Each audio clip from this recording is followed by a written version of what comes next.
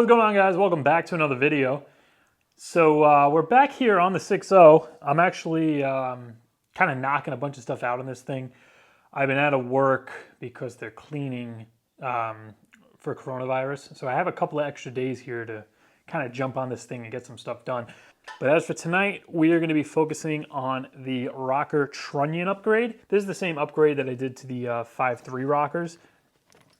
We have this first set completely done. You can see the C-clip retainers there. The bearings are upgraded. The trunnion itself has been replaced. So I'm just going to run through a couple of these with you guys, and then I'll go finish them up myself. The way I do this, I use the press to pop the old one out, and then I put it over to the drill press, and I actually press the bearings in that way. It's a little bit quicker. Now all I'm using is this like easy out lug nut extractor, just as like a spacer to push the thing through. And I'm just placing the flat end here with the two ears. This side doesn't have it. I'm placing that right on there.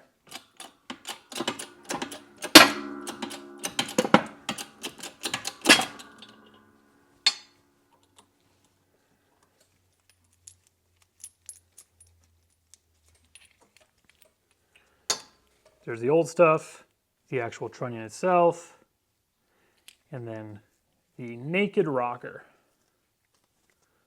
All right, so the kit actually comes with these two spacers. That's what we're going to use to actually push the thing down and make sure it's flush or at the right depth. Here's the trunnion itself, and these are the side bearings. So we'll just simply start by pressing one of these in. Bring this guy up.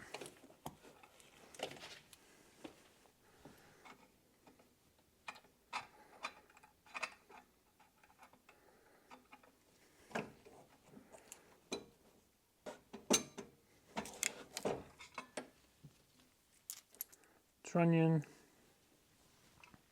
Let's get our other bearing. And now we're going to just place this under here so that I could pass through it. I'm going to put this on top.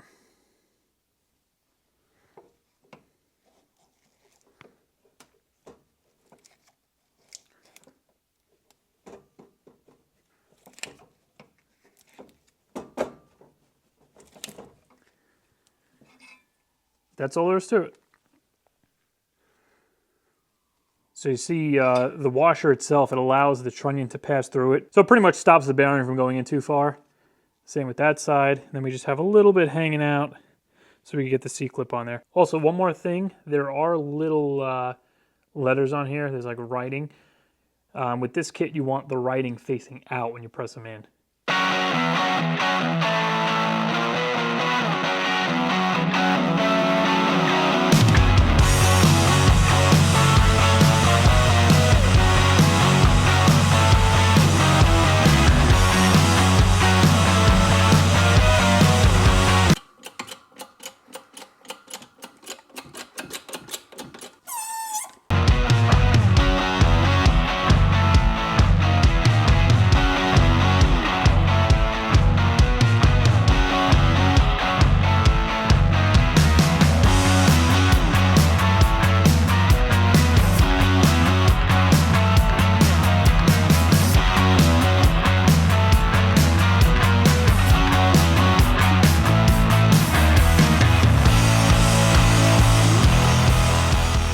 All right, so we're ready to drop the push rods in.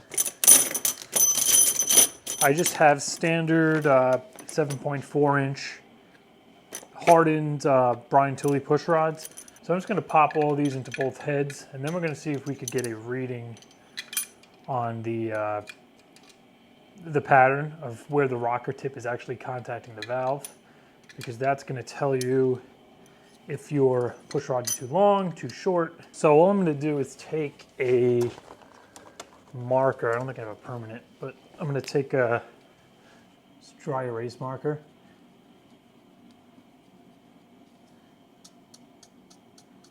And just cover each valve tip. And for anybody who's wondering, I'm not, I didn't, and I'm not checking piston to valve clearance. Primarily because this cam, this Stage 4 Brian Tooley blower boost cam,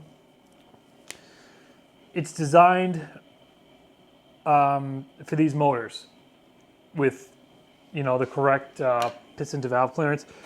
Granted, they do tell you to specify anyway when you're putting it together, but it is a cam that's designed for these motors that is supposed to have appropriate clearance for the stock pistons. Now, with that being said, you guys know I swapped out the rotating assembly for a Forge Summit, so obviously the pistons are different. What I didn't tell you guys is that I actually went with a 12cc dish. So I think the factory piston is like a 6.7 dish or something like that. I went to a 12, so I essentially doubled that. So that's going to give me even more piston to valve clearance. It's also going to lower the compression a bit. So I think we're going to be around 9.0 to 1, whereas before it would have been, I think, 9.4, 9.6, something like that. So we are lowering the compression a little bit for the boost, and at the same time we are going to be increasing that piston to valve clearance because I did go with more of a dish on the piston. Now I'm going to install these guys one at a time because I don't want to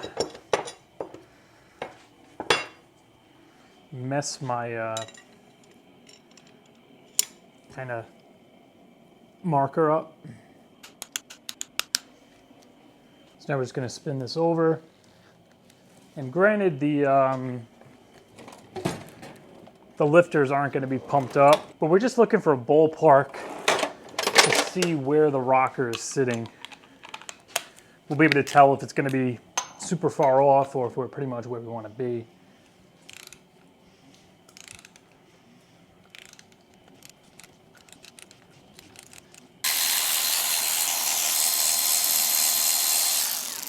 All right, I got you guys in close so I could kind of show you what I'm talking about here. So most of the marker is gone, obviously, but coming over here, you can see we have a little bit left at the top, a little bit left at the bottom. You could kind of see the shadow right here where the tip was actually rubbing. Come over here, you could kind of get a clear outline at the top as well as the bottom. So that's relatively centered in this area here on the valve. Move down the line, same story. You can see kind of the square right here of where the tip was rubbing, as well as over here, the top line where nothing touched, down to here. And same thing on the last few. You can see the square of where the tip was rubbing. It's kind of a little bit towards the outer edge than it is towards the top here, but it is still relatively centered. If it was like halfway off the valve, obviously that is very bad and you'll want to get a different sized push rod. So I'm just going to get this lubed up, get the push rods on the other side, all of our rockers on, and then I think we'll be ready to start putting some accessory brackets on the front of this thing.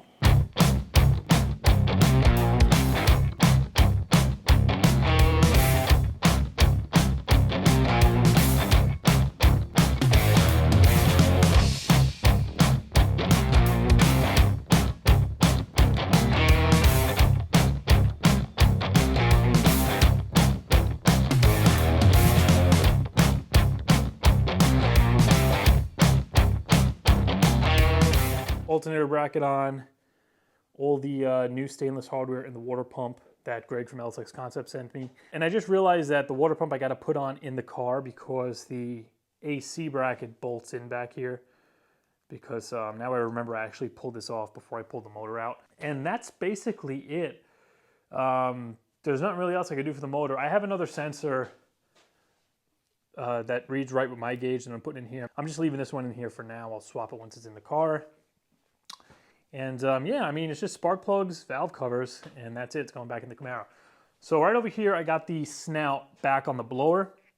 I got it back from Tune Time. They went and ported this thing for me. They did a port match to 102 millimeter for my 102 Nick Williams throttle body here. They also did a little porting in towards the back there.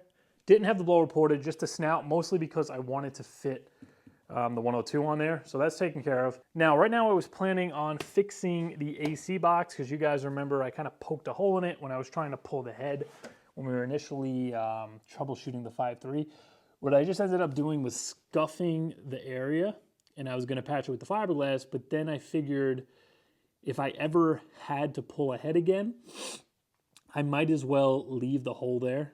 so it lets me pull it out. So what I'm gonna actually do, I squared it off a little with the knife, and I'm gonna use some of this duct reflective tape, and I'm gonna stick this over the hole, a couple of layers, and then I'm probably just gonna hit that with a little black paint so it blends in. That way, if I ever wanna pull the head in the car again, I can actually do that without having to make another hole in the AC box. All right, that's taken care of. That stuff sticks really well too, so that's not going anywhere. It's designed for ducts, so it's not going to peel off with the heat or anything like that. The only other thing I'm planning on doing before this goes in, like I said, I'm going to clean up and paint the valve covers, and I'm also going to take home the clamshell mounts, the motor mounts. I just disconnected them, the poly inserts are on the bench over there. I'm going to probably powder coat these, either gloss black or flat black, and then that's it. This thing's going to be going in. All right, so I think that's it for today. Engine's pretty much ready to go in. Next video, if we're not painting the valve covers, we're gonna probably install them and throw the motor in. So within the next video or so, this thing should be back in the car. As for the transmission, I'm keeping the T56 for now. Well, I'm keeping it manual altogether. So I've decided that basically from day one, I've kind of just been screwing with the guys a little bit, saying I'm putting an auto in there. That's not the reason I got the Holley Terminator. I had no intentions of actually putting an automatic in it. I was, however, planning on getting a T56 Magnum, but now with everything going on and shipping's all kind of messed up, I'm gonna wait on that. We're just gonna throw the T56 back in there. I might just throw another shim at the slave cylinder to see if maybe that'll help the second gear shift or whatever. But other than that, it was fine on the street. It really only gave me a problem when I went wide open at the track. But once again, that's gonna do it for this one, guys. I'll see you in a few days.